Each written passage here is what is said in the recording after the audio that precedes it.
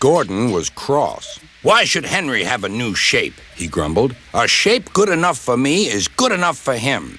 He goes gallivanting off, leaving us to do his work, and comes back saying how happy he feels. It's disgraceful. And there's another thing. Henry whistles too much. No respectable engine ever whistles loudly at stations. It isn't wrong, but we just don't do it." Poor Henry didn't feel happy anymore. "Never mind," whispered Percy. "I'm glad you're home again. I like your whistling." "Goodbye, Henry," called Gordon. "We're glad to have you with us again, but remember what I said." Later, Henry stopped at Edward's station. "Hello, Henry," said Edward. "You look splendid. I was pleased to hear your happy whistle yesterday." "Thank you, Edward," smiled Henry. "Shh! Can you hear something?" "It sounds like Gordon," said Edward, "and it ought to be Gordon. But Gordon never whistled like that." It was Gordon. He came rushing down the hill at a tremendous rate. He didn't look at Henry, and he didn't look at Edward. He screamed straight through the station and disappeared.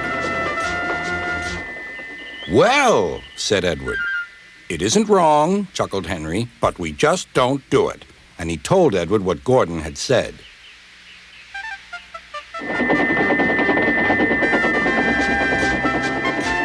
Meanwhile, Gordon screeched along the line. The noise was awful.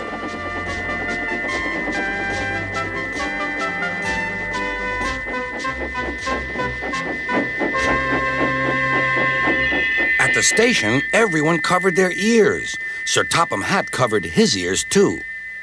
"Take him away," he bellowed, "and stop that noise." Gordon puffed sadly away, but he wouldn't stop whistling until two fitters climbed up and knocked his whistle valve in place. That night, Gordon slunk into the shed. He was glad it was empty. "It isn't wrong," murmured Henry to no one in particular, "but we just don't do it." No one mentioned whistles. Next morning, Henry was enjoying himself enormously. "I feel so well, I feel so well," he sang. "Trickety-trock, trickety-trock," hummed his coaches. Then he saw some boys on a bridge. "Beep, beep, hello," he whistled. "Oh," he called. The boys didn't wave and take his number. They thought it fun to drop stones on him instead. "They've broken our glass! They've broken our glass!" cried the coaches. The passengers weren't hurt, but they were cross. "Call the police." "No," said the driver. "Leave it to Henry and me." "What will you do?" they asked. "Can you keep a secret?" "Yes, yes." "Well then," said the driver, "Henry is going to sneeze at those boys."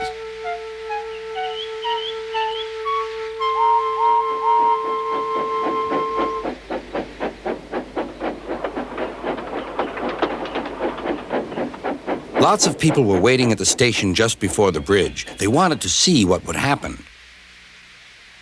"Henry has plenty of ashes," said the driver. "Please keep all windows shut till we've passed the bridge. Henry's as excited as we are, aren't you, old fellow?" Henry felt more stuffed up than excited. Soon they could see the boys, and they all had stones.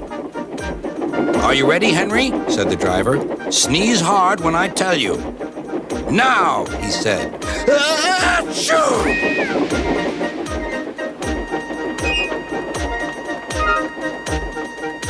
"Well done, Henry," laughed his driver. Henry went home, hoping that next time he saw Gordon and the boys, they would have learned not to be so mean.